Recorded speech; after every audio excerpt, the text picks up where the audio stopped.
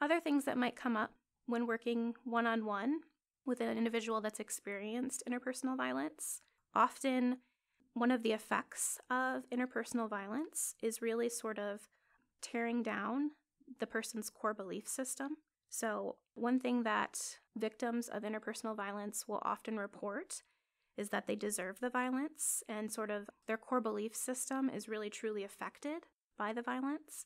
And so it's usually a focus of therapy to sort of remake or reframe the victim's core belief system. So helping them to come to terms with understanding and believing that they don't deserve violence in their relationships, and that it isn't normal to experience violence in your close relationships. And just really helping them to rebuild a sense of personal empowerment. Sometimes individuals that have experienced IPV will also require substance use treatment. We know that substance use is highly correlated with victims of IPV and perpetrators of IPV. And so it might also additionally be a part of psychotherapy to assess for substance use and any sort of substance use issues. So in terms of treatment, you're really sort of assessing what the purpose of the substance use was, how it's related to the interpersonal violence, and would this person possibly benefit from some sort of substance use treatment alongside of the interpersonal violence work that you might be doing. So it's important to keep in mind that when you're working with an individual that's experienced interpersonal violence, it's not a one-size-fits-all approach. So there's not a specific manualized treatment for interpersonal violence. There's no one way to conduct therapy with someone that's experienced IPV. Everyone's experience is very individualized when it comes to interpersonal violence, and it's important to tailor your therapy based on this individual's experiences. Certainly, we know that there are some strategies that are helpful for individuals that have experienced IPV, but you really have to tailor it to what this person can handle and what this person would benefit from in therapy. So one thing to keep in mind in regards to individualizing treatment is the victim's attachment to their abuser. So we know that attachment plays a large role in any romantic relationship, whether or not abuse is involved. And so depending on how this person is attached to their abuser, it's really going to affect their decision to remain in the relationship or leave the relationship.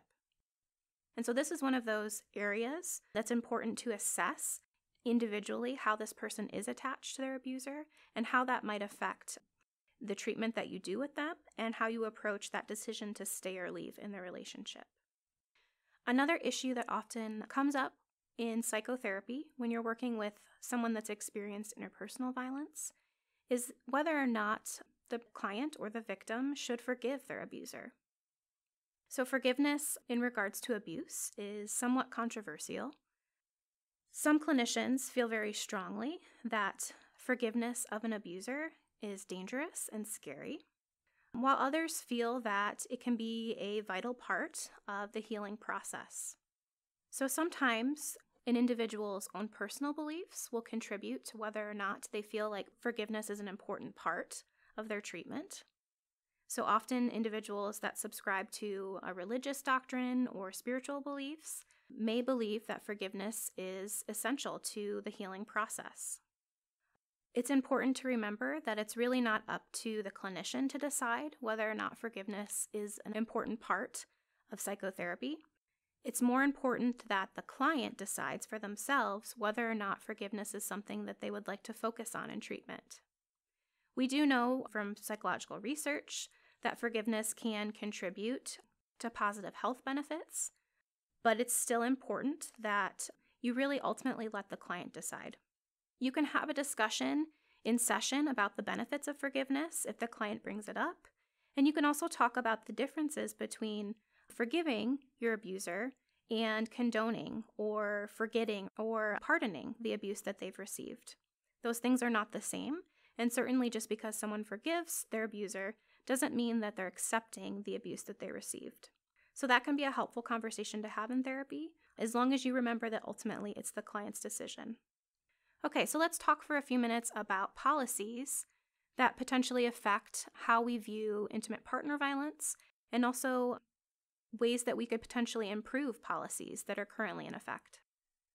So one of the most important things to think about when you're thinking about policy and interpersonal violence is, unfortunately, discrimination against women and sexism against women. The reason that this is important to think about is because both discrimination and sexism still exist. Whether they're overt or subtle, they definitely are a part of the United States culture. So discrimination against women in particular is going to unfortunately undermine the policies that we create around interpersonal violence. So some of the policies that we currently have in place in our criminal justice system that will directly affect victims of interpersonal violence, specifically around women that are trying to leave violent relationships. Often the policy in place is to advise women to relocate in order to get out of the violent relationship. So the problem with asking an individual that's been victimized to relocate due to that victimization is that it's going to create a lot of disruption for this person's functioning. If the individual had a job that they were working at, they might have to quit their job and find a new job in order to relocate, which is going to have ramifications for this person's financial capabilities. If they have a social support network in place in their current location, asking this person to relocate is going to disrupt that social support network and force them to develop a new social support network in their new location. Additionally, if the individual has children, disrupting the children's education by moving them to a different school, asking the children to leave their own social support networks. All of these things have ramifications for how an individual that has been victimized is going to function.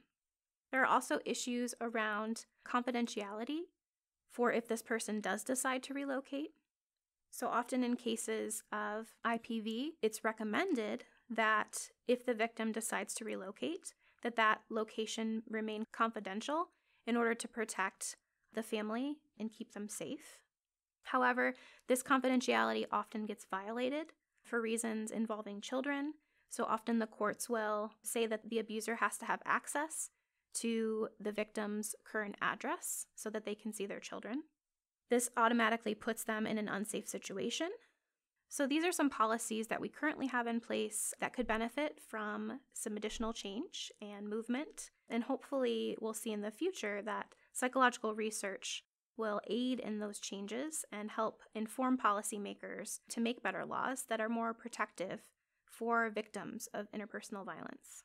One policy that we currently have in place that has been helpful in protecting victims of interpersonal violence. So in 1998, the Social Security Administration enacted a policy that has to do with victims of IPV being issued new Social Security numbers. So this has been really helpful for individuals that have had to leave violent situations and leave behind all of their belongings. So things like birth certificates, SSI cards, and other important paperwork. Being able to get a new Social Security number because of victimization allows this person to sort of get all new paperwork and start fresh without having to go back to their abuser and get all of their old paperwork, putting them in an unsafe situation. So this is an area where we've seen some change and some movement in terms of creating policies that protect victims of IPV. But certainly we know that there are a lot of policies that could benefit from changes like the Social Security Act. So in terms of looking at prevention for IPV, what are some things that we're currently doing or currently trying to do in order to help prevent the occurrence of IPV? Ultimately, the goal with prevention is to try to bring about changes in attitudes that may be sexist or hostile towards women, because we know that those attitudes tend to lead to things like IPV or acceptance of IPV. So one of the focuses in prevention efforts more recently has been at the college level. So providing college courses in IPV, such as the one that you guys are currently in, also just providing college courses about healthy relationships has really been a focus in order to help prevent these things and to help change attitudes.